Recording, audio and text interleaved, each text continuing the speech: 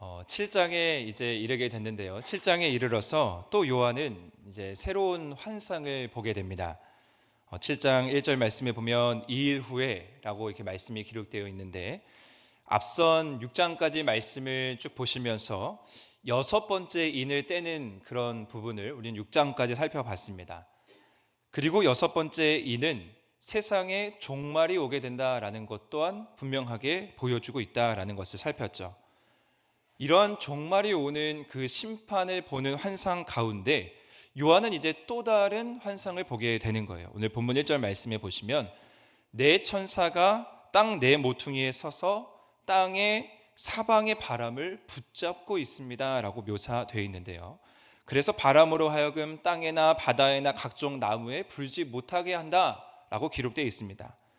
자, 이것은 어떤 모습으로 저희들이 생각하시면 되냐면, 천사가 악한 세력, 바람이라는 이 악한 세력을 붙잡고 있는 모습으로 생각하시면 됩니다. 천사가 악한 세력들을 붙잡고 바람들을 붙잡고 있는데, 그때 또 다른 천사가 살아계신 하나님의 인을 가지고 해 돋는 데로부터 올라와서 그 바람을 붙잡고 있는 네 천사에게 큰 소리로 외칩니다. 자, 뭐라고 외치냐면요, 3절 말씀 한번 우리 읽어봤지만 또 한번 읽어보겠습니다. 시작. 우리 하나님의 종들의 이마에 인치기까지 땅이나 바다나 나무들을 해하지 말라 하더라. 하나님의 종들의 이마에 인치기까지 주변에 있는 것들을 해하지 말라라고 큰 소리로 외치고 있습니다. 이들이 살아계신 하나님의 인을 가지고 우리 하나님의 종들의 이마에 인치는 행동을 하는 것입니다. 자, 그렇다면 살아계신 하나님의 인으로 하나님의 종들의 이마에 인친다, 이것이 과연 어떠한 의미를 가지고 있겠습니까? 인이라는 것은 소유, 또 보호, 또 특권이라는 세 가지 의미를 모두 포함하고 있습니다. 따라서 하나님의 종들에게 인친다라는 것은 하나님의 소유다, 하나님의 보호하심이다, 하나님의 특권을 누리는 자다라는 것을 보증하고 있는 것입니다. 이제 하나님의 자녀들은요, 하나님의 인치심으로 말미암아 특별한 보호하심을 받게 되고, 이제 세상과는 정말 진짜로 구별되어서 거룩한 백성임을 분명하게 이야기하고 있는 것입니다. 이제 인침을 받은 이 성도들은 하나님의 인과 그 이름으로 예수 그리스도에게 온전히 충성하고, 죄가 가득하고 우상 숭배가 만연한 이 세상 가운데에서 맞서 싸우는 능력을 갖게 된다라는 것입니다. 지난 시간 다섯 번째 인을 뗄 때에 우리는 죽임을 당한 영혼들의 기도를 받습니다. 비록 고난당하고 육체적인 목숨을 내어놓을 수 있는 상황까지 이르지만, 그럼에도 불구하고 그러한 마음으로 끝까지 인내하고 믿음의 여정을 싸워 나가자라는 것이죠. 그럴 때 하나님께서 살아계신 하나님의 인으로 하나님의 백성을 인치셔서 끝까지 그의 자녀로, 그의 소유로, 그의 백성으로 보호해 주신다라는 사실입니다. 자, 이 말씀이 과연 성도들에게 주는 메시지가 무엇이겠습니까? 오늘 읽은 요한계시록 7장 말씀의 위치를 보면요, 6장 말씀까지 기록된 여섯 번째 인을 떼는 장면과 8장에 1절부터 나오는 일곱 번째 인을 떼는 장면, 그 사이에 오늘 7장 말씀이 위치되어 있습니다. 보좌에서 어린 양 그리스도께서 인을 떼실 권한을 가지시면서 그 인을 하나씩 하나씩 차례대로 떼면서 심판이 진행되고 세상의 종말이 다가오는 그때에 하나님께서는 7장 말씀, 하나님의 백성은 인치심으로 그들을 정확하게 보호하시고 그들을 분명하게 구별된 백성으로 세워주신다라는 것을 이야기하고 있는 것입니다.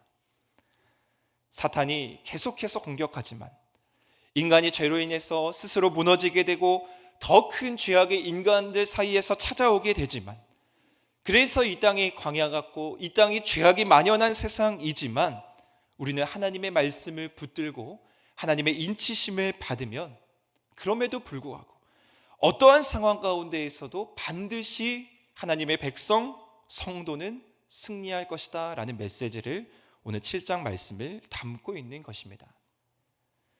자, 이어서 4절 말씀에 보시면 그 인침을 받게 되는 수를 이제 이 천사가 듣게 됩니다.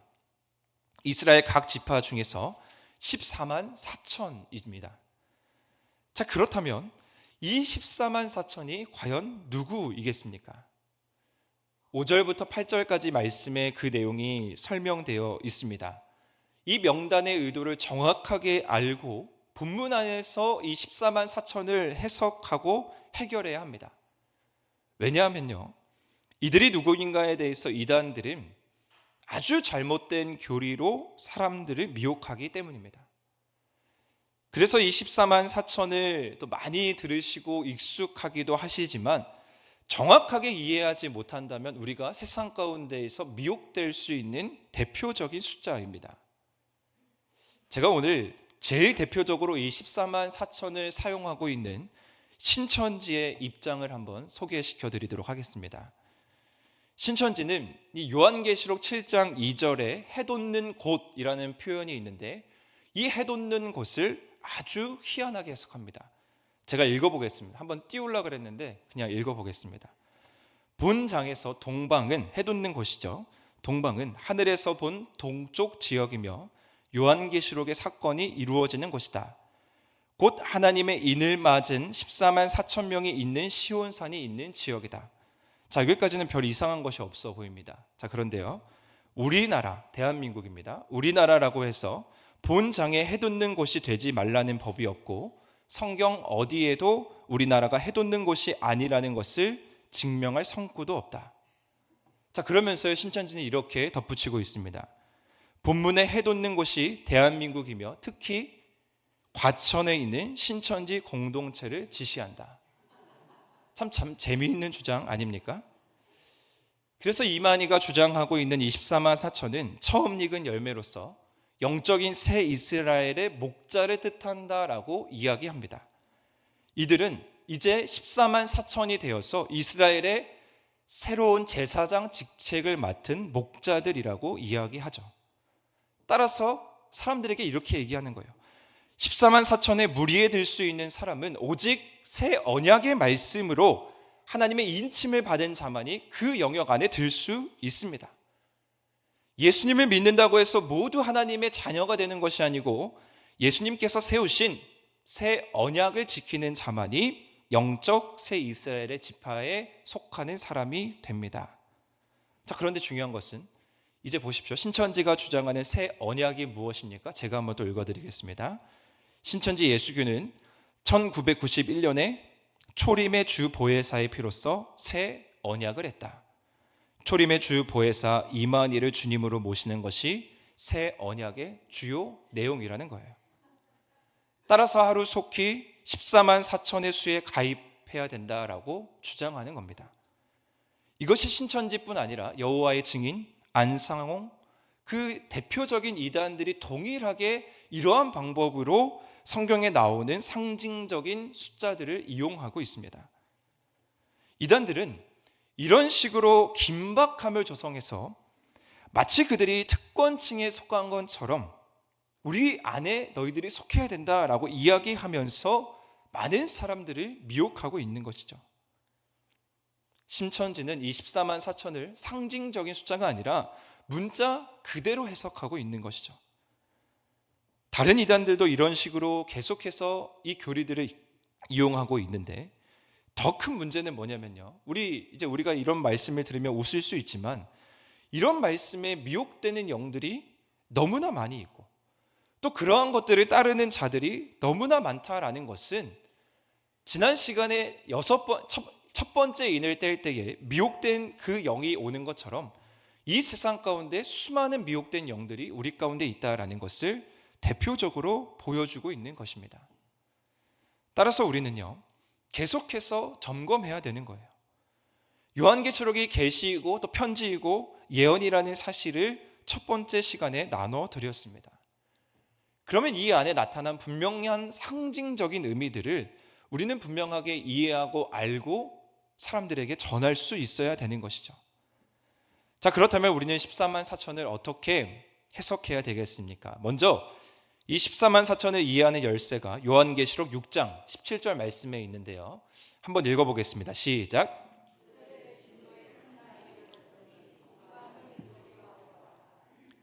그들의 진노의 큰 날에 이르렀으니 누가 능히 섭니까? 라는 이 질문에 대한 대답이 바로 요한계시록 7장의 사건입니다.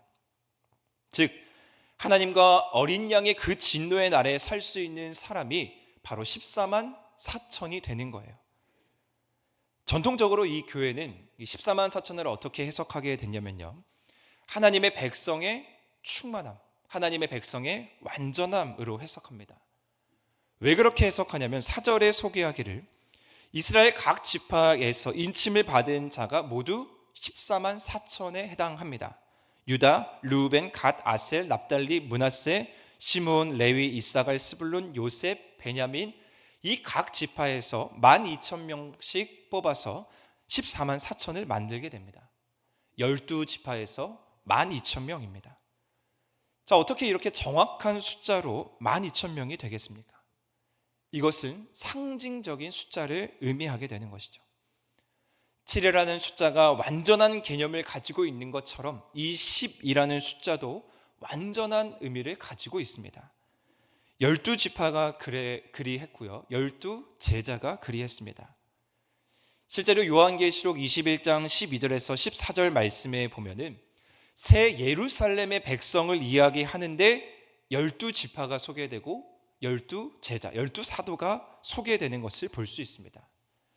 그래서 12와 11을 곱하고 당시 구약시대의 군대의 완성 단위인 1000, 많음, 셀 수 없다라는 것을 의미하는 1000을 곱해서 14만 4천이 그 완전함의 개념을 더욱더 강화하게 되는 것입니다.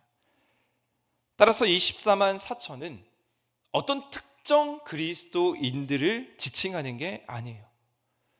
문자적으로 정확하게 14만 4천 명을 이야기하는 것이 아니라는 겁니다.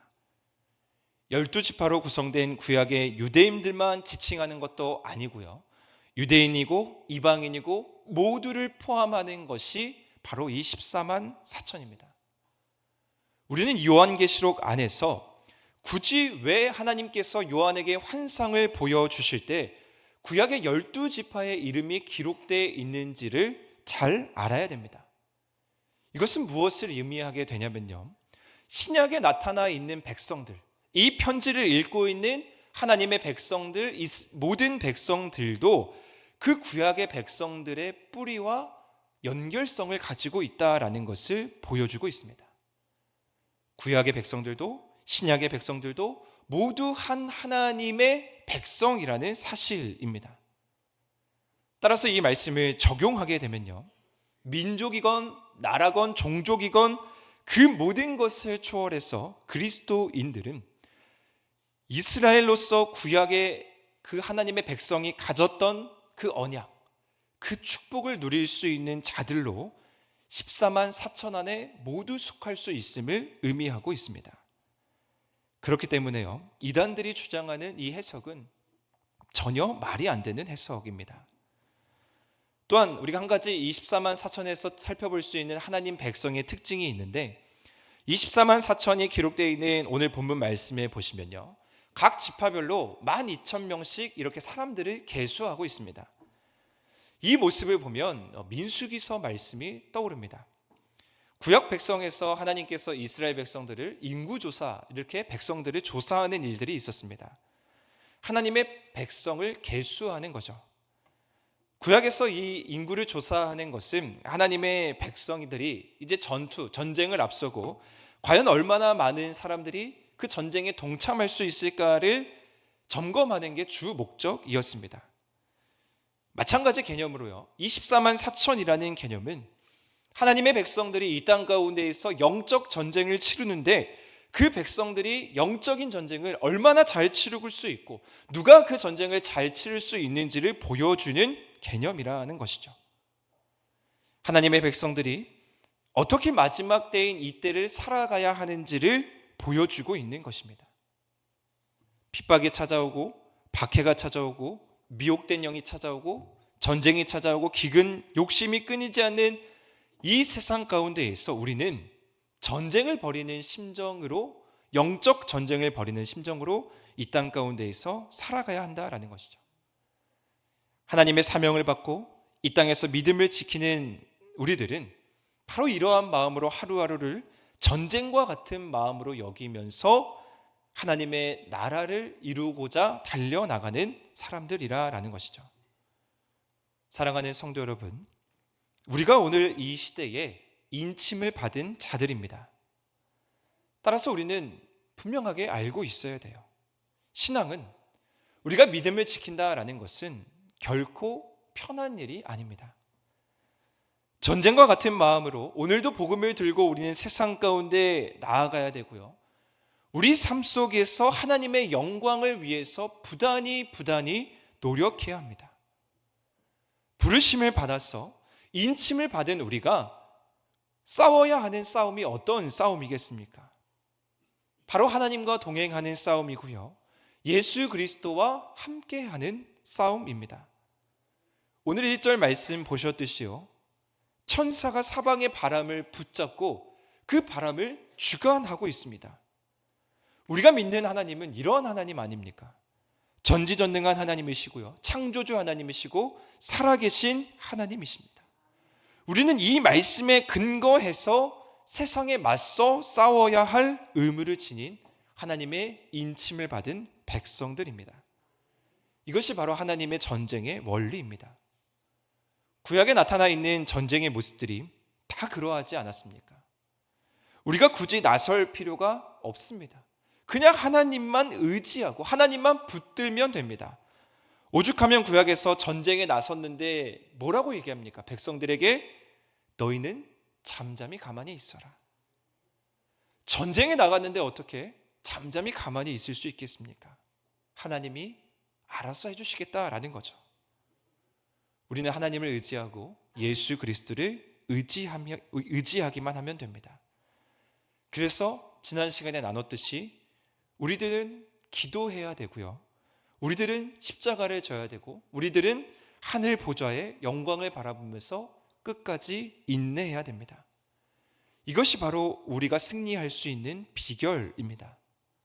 사랑하는 성도 여러분, 우리가 이 땅 가운데에서 14만 4천으로 인내하며 매일매일 믿음의 경주를 달리며 매일매일 싸움을 하고 있지만 결국에 그것이 하나님의 영광이 됨을 기억하시기를 축복합니다. 우리가 이러한 싸움을 다 싸우고 나면 어떤 결과가 나오는지도 오늘 본문 뒷부분에 기록되어 있는데요. 9절에서 17절 말씀이 이렇게 얘기하고 있습니다. 이제 죽임을 당한 것 같은 어린 양이 하늘 보좌에서 모두가 엎드려서 경배했던 것을 4장 5장 말씀에서 살펴봤던 것처럼 오늘 9절에서 17절 19절 말씀에 보시면요, 하늘 예배의 장엄한 모습이 다시 한번 우리 눈앞에 펼쳐지고 있습니다. 그런데 그 주인공이 누구냐면요, 하늘에 있는 성도들입니다. 우리 9절 말씀을 한번 읽어보겠습니다. 시작.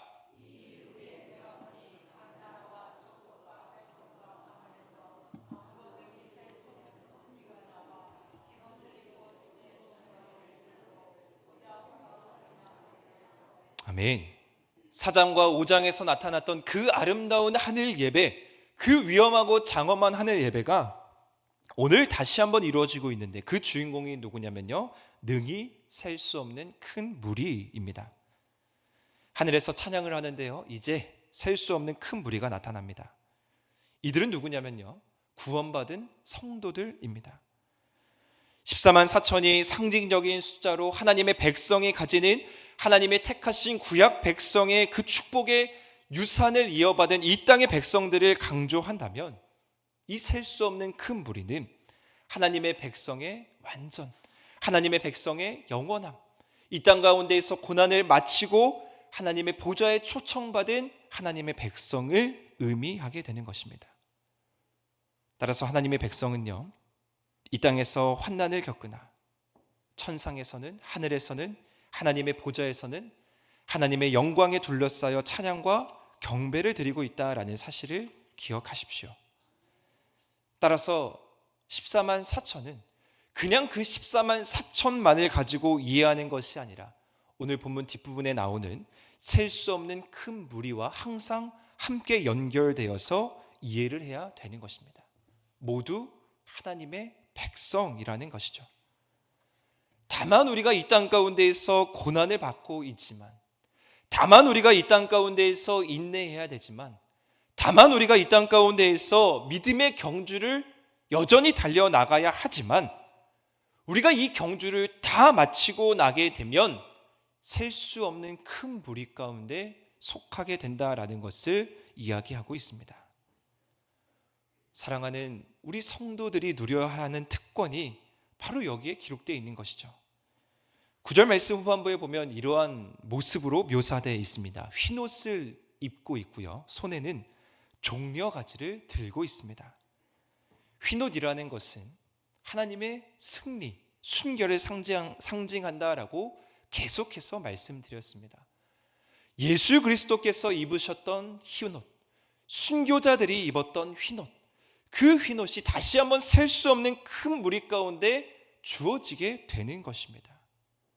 그들이 순결을 지키고 거룩을 지키면 결국에 승리한다라는 것을 보여주게 되는 것이죠. 종려나무도 승리에 대한 상징입니다.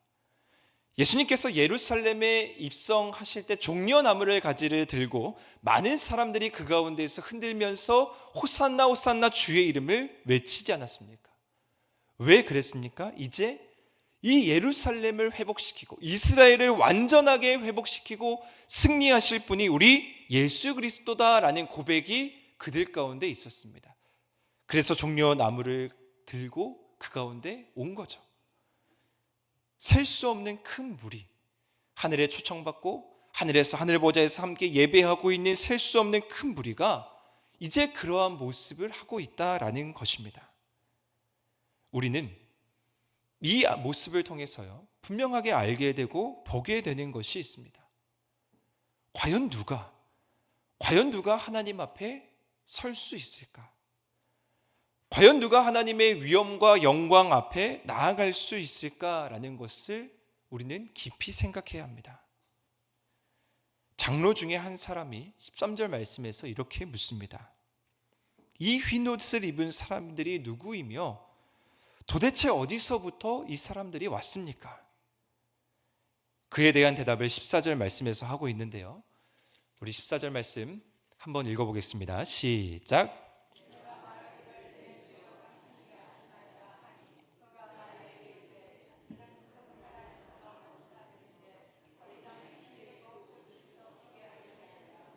아멘. 큰 환난에서 나와서 어린 양의 피로 씻어 희어진 자들입니다. 그리스도의 피로 의롭게 된 무리가 바로 이 셀 수 없는 큰 무리입니다. 우리는 여기서 분명하게 깨닫게 다시 한번 기억하게 되는 사실이 있습니다. 성도가, 거룩한 성도가 하나님 앞에 설 수 있는 것은 다른 어떤 이유에 의해서가 아니라요, 오직 예수 그리스도의 보배로운 피에 의해서만 설 수 있다라는 사실입니다. 어린 양의 피로 순결하고 거룩함을 입어서 희어진 자들이 이제 어린 양 예수 그리스도 옆에서 그 영광스러운 보좌 앞에서 모두와 같이 하나님을 찬양하고 경배할 수 있다라는 것입니다. 어린 양의 보혈이요, 이토록 귀한 것이에요. 이것이 바로 우리가 받는 최고의 은혜 중에 은혜입니다.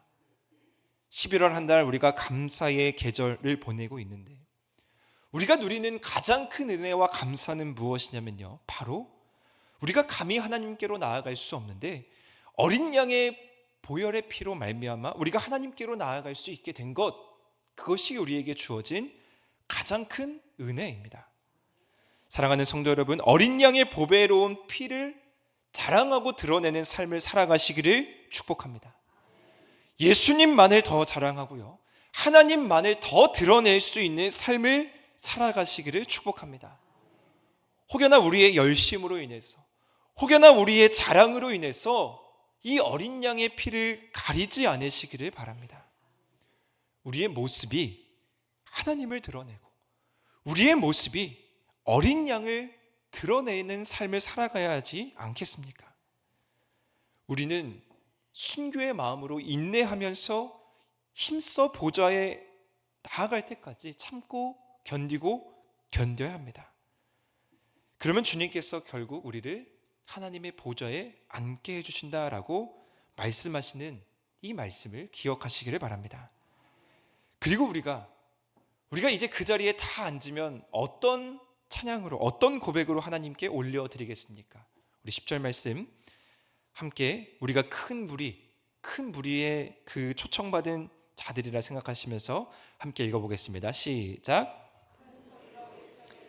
구원하심이 보좌에 앉으신 우리 하나님과 어린 양께 있도다 하니. 아멘. 이제 하나님의 자녀는 영원토록 하나님의 보좌에 서게 될 것이고요, 하나님의 영광의 임재하심이 영원토록 우리들과 함께 하실 것입니다. 성경에 기록되어 있는 모든 약속들, 창세기부터 기록되어 있는 그 모든 약속들이 이제 최종적으로 이루어지는 그 놀라운 광경을 우리는 보게 되는 겁니다. 그렇기 때문에 이 땅에 우리가 살아가고 있는 자들로서 가장 중요하게 여겨야 되는 것 또 하나가 무엇이냐면 바로 찬양과 경배입니다. 이 땅에서 우리가 찬양과 경배가 끊이지 않아야 하는 이유는 하늘에서 이미 놀라운 찬양과 경배와 영광이 이루어지기 때문이고, 우리가 그것으로 인해서 달려가는 자들이기 때문입니다.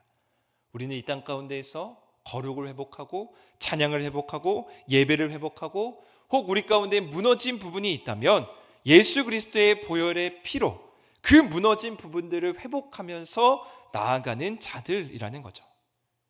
우리가 이 말씀을 붙들고 셀 수 없는 큰 무리의 주인공으로 하늘 놀라운 그 잔치의 주인공이 되시는 우리 하늘이 모든 성도님들 되시기를 바랍니다. 말씀을 정리하겠습니다. 셀 수 없는 큰 무리, 이 말씀을 묵상하면 어떤 말씀이 떠오르십니까? 이 하늘 백성이 누리는 특권은요, 일찍이 하나님께서 아브라함에게 주신 약속의 말씀을 떠오르게 합니다. 창세기 15장 5절 말씀입니다. 함께 읽겠습니다. 시작. 그를 이끌고 밖으로 나가 이르시되 하늘을 우러러 무뼈를 셀 수 있나 보라. 또 그에게 이르시되 내 자손이 이와 같으리라. 아멘. 우리가 아브라함의 자손이고요, 우리가 아브라함의 축복을 받은 자들입니다. 하나님께서 우리를 불러주셔서 하늘의 무뼈를 보게 하시며 우리에게 셀 수 없는 그 축복을 허락해 주시고, 결국에 궁극적으로 우리가 셀 수 없는 큰 무리의 주인공이 될 수 있게 해주신다라는 사실이에요. 바울도 그 사실을 알고 있었기 때문에 갈라디아서 3장 7절 말씀에서 이렇게 고백합니다. 그런즉 믿음으로 말미암은 자들은 아브라함의 자손인 줄 알지어다. 이제 우리는 믿음으로 그 아브라함의 약속의 유업을 이어받게 되는 것이고요, 믿음으로 우리가 14만 4천 셀 수 없는 큰 무리 안에 속할 수 있는 특권을 얻게 된 것입니다. 영광 속에 들어간 성도들은 지금 천사와 장로들과 내 생물과 함께 어린 양을 찬양하는 일에만 집중하고 그 일에만 전념하고 있습니다. 15절 말씀해 보시면 그들이 하나님의 보좌 앞에 있고 그들이 성전에서 밤낮 하나님을 섬기고 있습니다. 이 얼마나 아름답고 영광스러운 모습입니까? 그러면서 여기에서 또 말씀이 마치는 것이 아니라 16절, 17절 말씀에 우리에게 주어지는 축복과 위로의 말씀이 있습니다. 우리 마지막으로 말씀 읽어보겠습니다. 시작.